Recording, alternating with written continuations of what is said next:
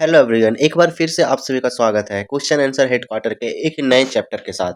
आज हम सीखने वाले हैं linear equation in one variable. तो अभी तक हमने ये एक ऐसा टॉपिक है ना, इसके बिना हम अदर चैप्टर कर पाना नियरली पॉसिबल नहीं है, क्योंकि इस चैप्टर से अधिकतर मैथमेटिक्स जुड़ा हुआ है, तो हमें लीनियर इक्वेशन सीखना बहुत ज़रूरी है। तो आज हम लीनियर इक्वेशन ही सीखेंगे। तो पहले बुक से सीखते हैं, फिर हम खुद से देखते हैं क्या लिखा हुआ है, ठीक है। तो आगे बढ़ते हैं। In earlier classes you have come across several algebraic expression and equation। तुम बहुत सारे algebraic expression और equation के बारे में जानते हो।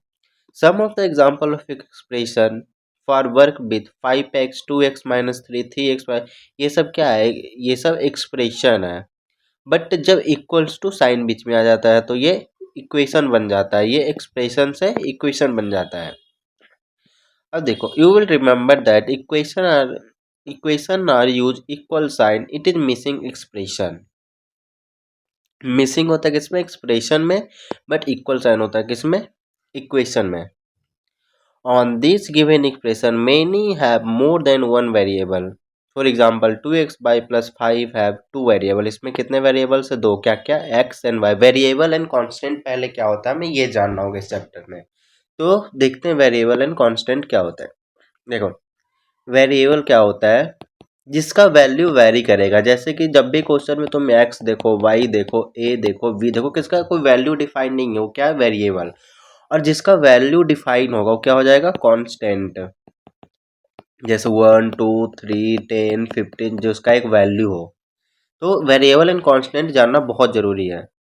We have district expression with only one variable when we are form equation, moreover the expression we use the are linear. This means highest power variable appearing expression is highest power variable का 1 होना चाहिए, तभी वो linear equation होगा, नहीं तो नहीं होगा। जैसे कि देखो 2x+1 ये सब क्या है? linear expression है।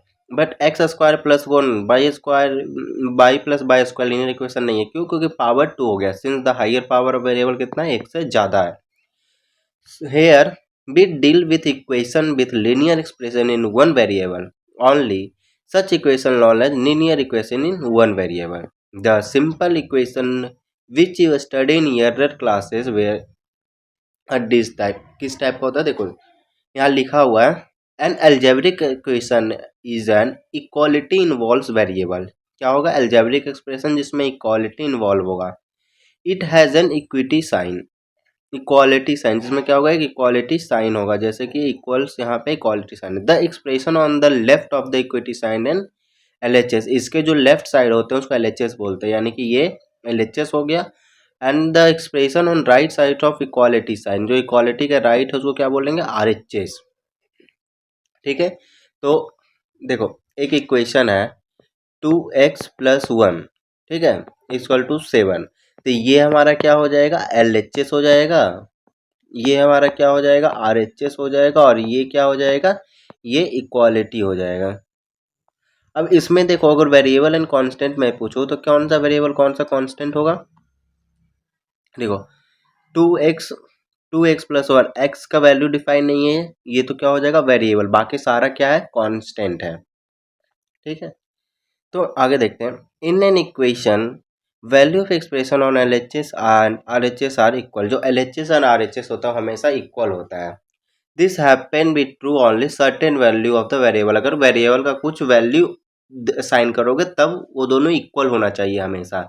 जैसे कि देखो 2x+1 इक्वल टू हमने 7 देखा, तो यहाँ पे अगर x का वैल्यू असाइन कर दिया, क्या असाइन कर देंगे? ये इधर जाएगा तो 6 3। अगर x का वैल्यू 3 असाइन कर दिया तो 2 × 3 + 1 इक्वल टू 7। देखो 7 इक्वल टू 7 आ गया। अगर कोई वेरिएबल का एक ऐसा वैल्यू असाइन करना होगा जो कि दोनों साइड इक्वल कर देगा। This value are solution of the equation, उस वैल्यू को क्या कहते हैं? Solution of equation. तो इसका सॉल्यूशन ऑफ इक्वेशन क्या हो जाएगा? x equal to 3। आगे देखते हैं how to find solution of an equation. कैसे करते हैं? इक्वेशन फाइंड करते हैं, किसी भी इक्वेशन का सॉल्यूशन फाइंड करते हैं। We assume that the two side of equation are balance. Assume करते हैं कि दोनों साइड इक्वेशन क्या होगा? बैलेंस होगा। Will perform the same mathematical operation on the both side of equation, दोनों side same same equation perform करते हैं। So the balance is not disturb, balance disturb इससे नहीं होना चाहिए। A few step given in the solution. अब यहाँ पे कुछ बताया हुआ है, देखो क्या बताया हुआ है। सॉल्विंग इक्वेशन है with the variable both side. देखो कुछ जनरल रूल है जिसको कि हमेशा याद रखना है। तो देखो क्या क्या रूल है। सबसे पहले अगर इक्वालिटी साइन के इधर साइड माइनस हो तो अगर ये इधर जाएगा तो प्लस होगा।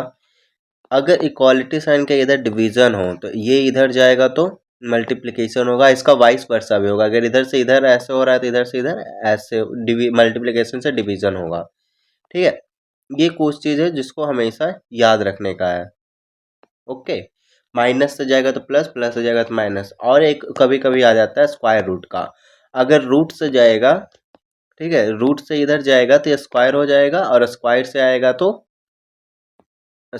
आएगा तो रूट में आ जाएगा। ठीक है, यानी कि जब अगर इसको अंडर रूट एक्स है, इधर साइड अगर 2 लिखा हुआ है तो x बराबर 2 का स्क्वायर हो जाएगा।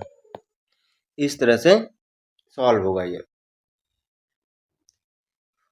तो एग्जाम्पल्स दिया हुआ है, हम देखते हैं इस एग्जाम्पल्स को सॉल्व करने के लिए। 2x minus 3 equal to x plus 2। तो आगे अगर देखेंगे तो मैंने क्या बताया, जो इधर पहले तो ये करना कि दोनों साइड में वेरिएबल अगर दिया हो तो वेरिएबल्स को एक तरफ कर दो और कांस्टेंट को एक तरफ कर दो। तो इसमें वेरिएबल क्या क्या है, 2x का x और इधर x, ये दोनों क्या है, वेरिएबल है। तो 2x इधर ही रखो। अब इधर देखो, ये इधर से इसको इधर साइड लाएंगे तो इधर कौन सा साइन है, इसके आगे कुछ नहीं है तो पॉजिटिव, तो इधर आएगा तो क्या हो जाएगा, निगेटिव साइन। इक्वल टू 2 इधर तो ऐसे ही रह जाएगा। अब इधर देखो ये कौन सा साइन है, 3 के साथ निगेटिव, तो इधर आएगा तो क्या हो जाएगा, पॉजिटिव, तो 3। तो 2x माइनस एक्स क्या हो जाएगा, x इक्वल टू 5। तो सॉल्यूशन कितना आ गया, x इक्वल टू 5 आंसर। बस ऐसे ही करना होता है। एक टफ एग्जांपल देखते हैं, ठीक है। पल्स 2 को एक बार सॉल्व कर लेते हैं। एग्जांपल्स 2 में क्या लिखा है, 5x plus 7y2 equals to 3x/2 minus 14। ठीक है, यही लिखा हुआ है। अब देखो कैसे सॉल्व करते हैं इसे। इसमें जो मेथड दिया हम उसे नहीं देखते हैं, ठीक है, मैं बताता हूँ कैसे इसको सॉल्व करते हैं। देखो जब कुछ नहीं हो तो नीचे एक ले लो, जब फ्रैक्शन में हो क्वेश्चन, ठीक है। अब इन दोनों का एलसीएम लो, नीचे वालों का। 1 और 2 का एलसीएम क्या होगा, 2। 1 से 2 कितने बार में डिवाइड होगा, 2 बार में। और ऊपर कितना है, 5x, उससे मल्टीप्लाई कर दो तो 5x इंटू 2 हो जाएगा। प्लस 2 से कितने बार में 2 डिवाइड होगा, 1। ऊपर कितना है, 7, 7 इंटू 1। इसी तरह से इधर करेंगे। 2 हमारा एलसीएम हो गया तो कितना हो जाएगा, 2 से 1 बार में, यानी कि 3x माइनस 14 से 2, तो यहाँ से 2 इंटू 14 हो जाएगा, यानी कि 28। अब देखो कितना हो गया, 5 2 जा 10x प्लस 7/2 इक्वल्स टू यहाँ से 3x माइनस 28/2। अब नीचे जब बेस में दोनों सेम होना तो इसे कैंसिल कर देते, यानी कि अगर 4 हो तो यहाँ से तो इसे 2 बार में कैंसिल हो जाता, तो ये इसको कैंसिल कर देगा। तो कितना आ जाएगा, 10x plus 7 equal to 3x minus 28 and 10x। अब देखो वेरिएबल को एक तरफ करेंगे, कांस्टेंट को एक तरफ करेंगे। तो वेरिएबल हमारा इधर 10x था, इधर से ये इधर आ जाएगा तो 3x इक्वल्स टू माइनस 28 हो जाएगा। और ये इधर से प्लस में है तो उधर जाएगा तो कितना हो जाएगा, -7 हो जाएगा। प्लस माइनस का हमेशा ध्यान रखना, नहीं तो हमेशा गलत होगा। तो 10x में 3x गया तो 7x इक्वल टू -35 हो जाएगा। और x बराबर क्या आ जाएगा, -35/7। इससे ये 5 बार में कैंसल, तो x बराबर क्या आंसर आ गया, -5। ये -5 क्या है, सॉल्यूशन ऑफ इक्वेशन। हमारा सॉल्यूशन क्या आया है, -5। सो हम अब आज सीखे कि लीनियर इक्वेशन क्या होता है और इसे सॉल्व कैसे करते हैं। अब हम एक्सरसाइज 2.1, 2.2, 2.3 इस चैप्टर में इतना ही है, इसके अलावा कुछ नहीं है। जैसे कि यहाँ पे इसने लिखा है reducing equation two simpler form, हम इसे बिना रिड्यूस करे हुए सॉल्व कर सकते हैं, ठीक है। तो अब हम एक्सरसाइज 2.1 एंड 2.2 का डिटेल एक्सप्लेनेशन वीडियो और सॉल्यूशन वीडियोस मैं लेकर आऊँगा। अगर वो आपको देखना है जिसके थ्रू हम और अच्छे से इस पे पकड़ बनाएँगे। तो जितना अच्छा हमारा लीनियर इक्वेशन होगा ना, इतना अच्छा बाकी चैप्टर हमारा होगा। तो ये चैप्टर एक तरह से बहुत इंपॉर्टेंट है, नॉट फॉर क्लास 8, ये किसी भी क्लास के लिए बहुत इंपॉर्टेंट चैप्टर है। तो मिलते हैं अब इसके सॉल्यूशन वीडियोस में, एक्सरसाइज के सॉल्यूशन वीडियोस में। तब तक के लिए सायोनारा।